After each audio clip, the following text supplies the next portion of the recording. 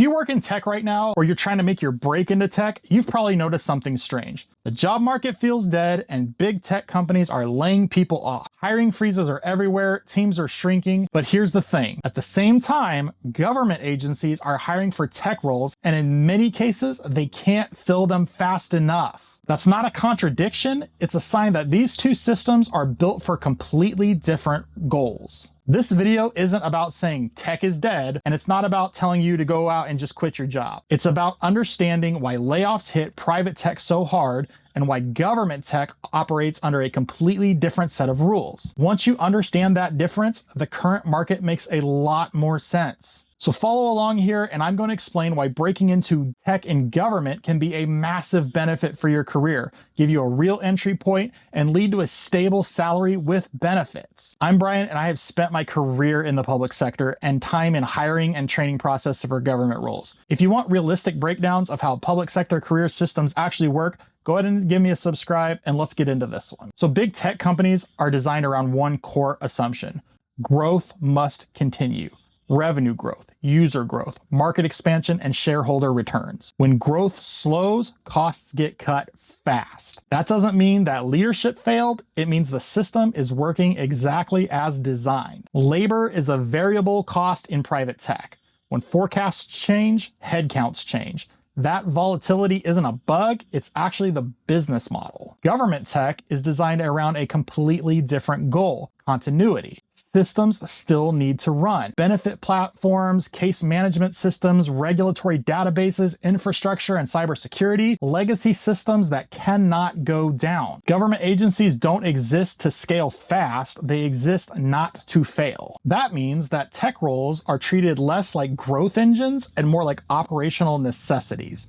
When budgets tighten, priorities shift, but the systems still need people to maintain them. Private tech hiring reacts to things like market sentiment, interest rates, and investor confidence. Government hiring in tech reacts to budget cycles, legislative mandates, compliance requirements, and long-term planning. These cycles are slower, more predictable, and less emotional. That's why layoffs in private tech can spike overnight, while government hiring often keeps moving even during economic downturn. So the truth is that government agencies aren't struggling to hire because the jobs don't exist.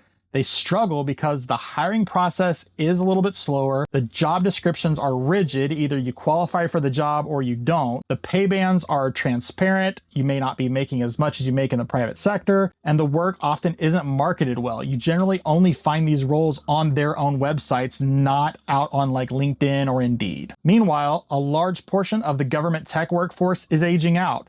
That creates a quiet problem: critical systems plus fewer experienced people to maintain them, which means the demand doesn't disappear, it just becomes less visible. So in none of this do I mean that government tech is somehow better than private tech. It means it's different. Private tech rewards things like speed, innovation, and risk tolerance. Government tech rewards reliability, documentation, security, and continuity. If you're burned out by volatility or you want a system that values predictability over constant reinvention, government tech isn't a step down, it's just a different trade-off. The mistake people make isn't thinking in extremes. It's either I'm in big tech or I've failed.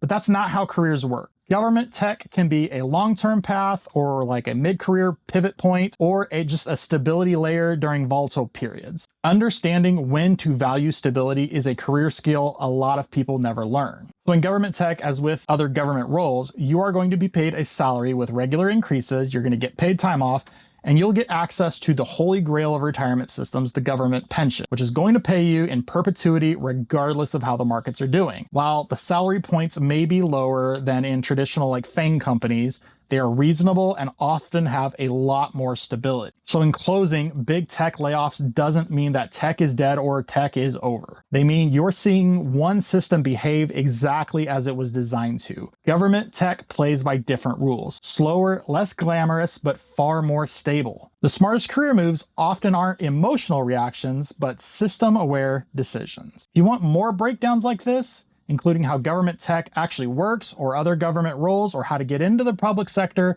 go ahead and give me a subscribe, and I will see you in the next one.